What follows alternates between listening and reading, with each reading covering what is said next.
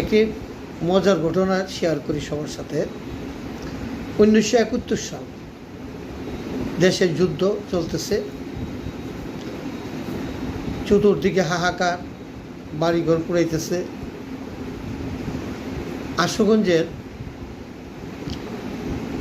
ওয়াবদার রুস্তম আলী শিকদার সাহেবের বাড়ির পাশে একটা ক্যাম্প ছিল। ওই ক্যাম্পে পাঞ্জাবিরা থাকতো, ওর পাশেই ছিল রাস্তা। গ্রাম থেকে মানুষ কিছু কিছু লোকজন তো যাই কিছু আসতো, বিভিন্ন ফল ফুল নিয়ে বাজার বিক্রি করার জন্য আসতো।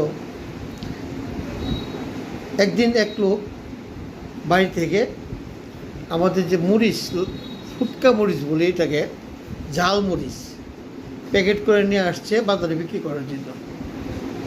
ওর সাথে আমিও ছিল, আসতেছি বাজারে। এমন সময় পাঞ্জাবি ডাক দিল, দাঁড়াও। গেলাম, বয়ে কাছে গেলাম।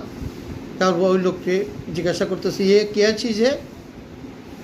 তো সে তো আর উর্দু কিছু বুঝে না, বলতেও পারে না।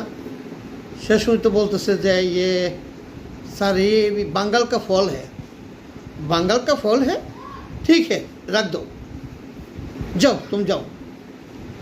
তখন আমার ভিতরে একটা বই হামাই গেল, আরে বাঙ্গালের ফল বললো, সেটা আবার খাইয়ে ফেলে তো জামাল হয়ে দেবো। যে কথা সেই কাজ। আমি এরকম তাড়াতাড়ি রুস্তম শিকদারের বাড়ি কিনার দিয়া যাত্রা ভোট দিয়ে আমরা এদিক দিয়ে বাইরে দিঘা, এদিকে টাউনে গিয়ে লাভ নাই। তো ফাঁকিয়া লক্ষ্য করতেছি 4-5টা ফুটকা মরিচ একেবারে কামড় দেওয়া বাংলার ফল মুখে ঢুকাইতেছে। ভাইরে ভাই ঢুকে সেটা আর কি চিৎকার চিৎকার চিৎকার, একদম মানে অবস্থা। আমরা কি দৌড়ে কোনো পালাইছি। পরবর্তীতে আমি এক লোকে জিজ্ঞাসা করি, কিরে ভাই কী দেখলি? ও ভাই আর কেউ না, ওইখানে পাঞ্জাবিরা যেন কি ফুটকা মরিচটা কী দিয়েছে, শালা তো এক লাফে মানে সবগুলো খেয়ে ফেলছে, খাইয়া মুখ টুক ফুলে গেছে।